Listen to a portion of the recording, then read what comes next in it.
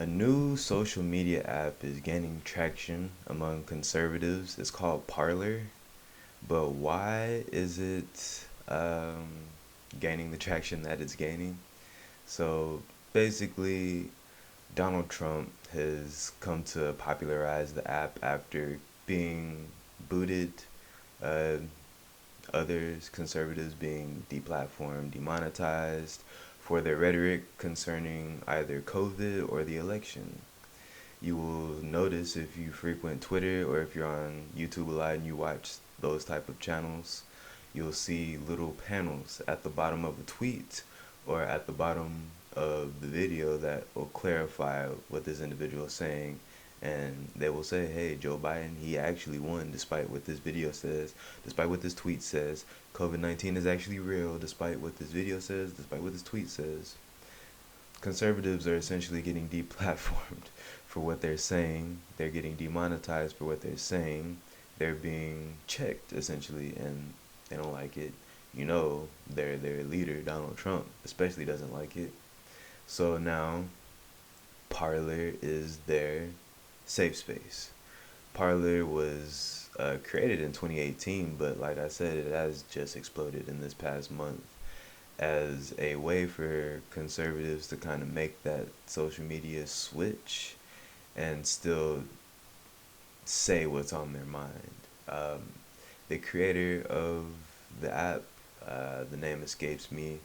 It's Matsy is his last name. He pretty much says you can go on this app and pretty much speak freely and open-mindedly without any repercussions, and that's that sounds right up Donald Trump's alley. He can pretty much go into that app, go into that environment, and it'll just be the perfect echo chamber for them.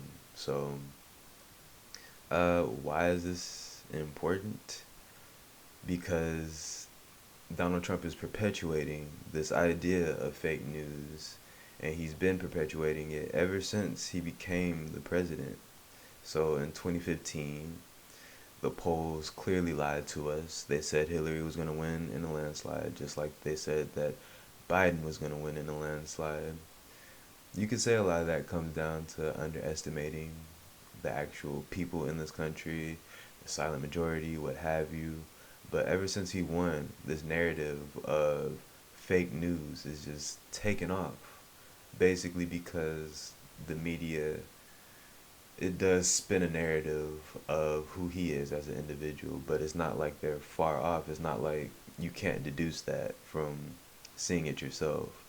And the fact that he's able to turn this fringe thought of fake news and put it prominently, in front and center in the minds of, the general public is problematic to the extent that he's still doing it. This app Parlor, it's a place where all his buddies are going. You got you got Ted Cruz, Candace Owens, Nikki Haley, all those all his friends are over there, and it's just gonna be one big echo chamber. I'm sure they're gonna censor liberals just like Twitter censors them, and they're gonna feel vindicated in a way. But the way I see it is, hey, I mean, if that's what you want to do, you want to close yourselves off from the general public and just keep that madness to yourselves.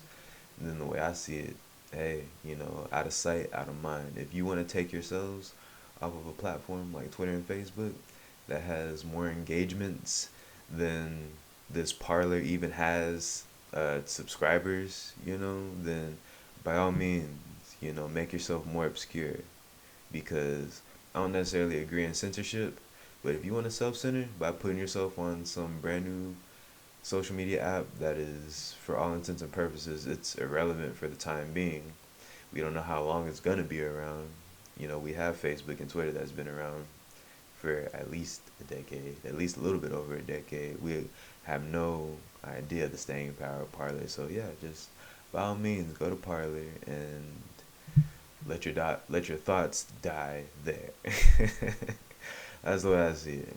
Let me know what you all think. Do you think that these people should be moving over? Do you think they should be able to Personally, I think they should fight for that freedom of speech that they want instead of just giving in and going. But what do you think? Do you think that they should just go to a place where they can speak their mind freely, or do you think they should persist and stay on Twitter and run the risk of being deplatformed, demonetized?